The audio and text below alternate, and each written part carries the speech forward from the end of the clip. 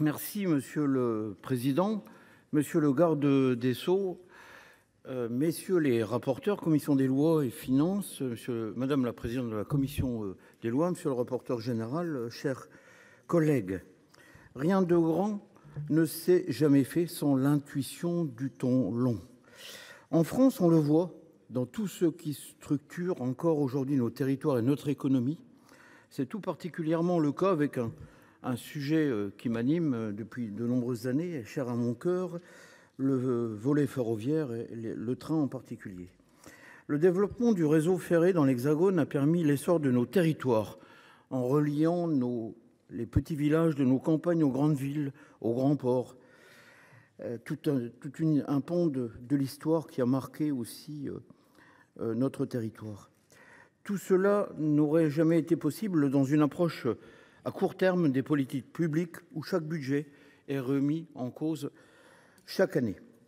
On pourrait tout à fait en dire de même pour le nucléaire, pour l'industrie, pour la recherche fondamentale et même pour notre patrimoine et nos savoir-faire artisanaux.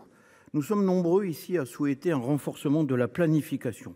Il ne s'agit pas de faire l'éloge des méthodes soviétiques pour organiser l'économie et la société. Il s'agit simplement, comme l'a rappelé tout à l'heure ma collègue Vanina Paoli-Gagin, de tendre l'action publique sur le temps long.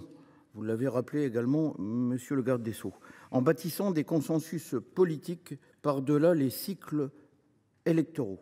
C'est pourquoi je tiens à saluer cette proposition de loi constitutionnelle qui nous invite à renouer avec le temps long. L'inversion du rapport entre annualité et pluriannualité pourrait constituer une révolution budgétaire.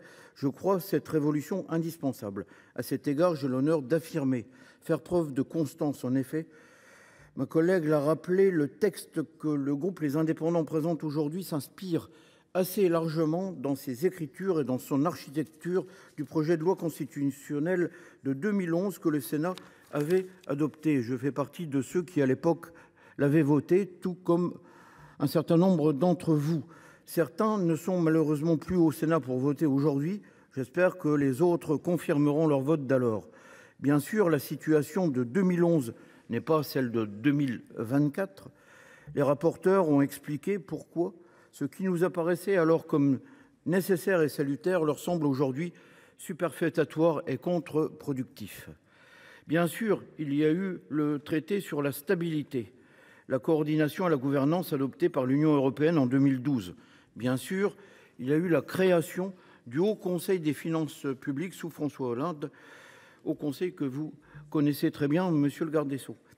Mais qui peut dire que tout cela a permis de résoudre la situation? Qui peut dire que la situation s'est globalement améliorée depuis 2011? Nos rapporteurs sont-ils bien certains que la situation de nos finances publiques n'aurait pas été meilleure si le projet de loi constitutionnelle avait finalement été promulgué? En serions-nous là où nous sommes si la programmation des finances publiques avait été ainsi renforcée? Chers collègues, notamment de la majorité sénatoriale, nous souhaitons tous le rétablissement de nos comptes publics. Bien sûr, il est sain et même nécessaire que nous débattions des moyens pour parvenir à cet objectif. Nous le ferons longuement pendant l'examen du projet de loi de finances prochain.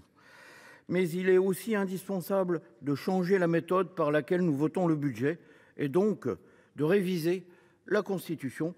Nous en avons aujourd'hui l'opportunité. Saisissons-la. Je vous remercie.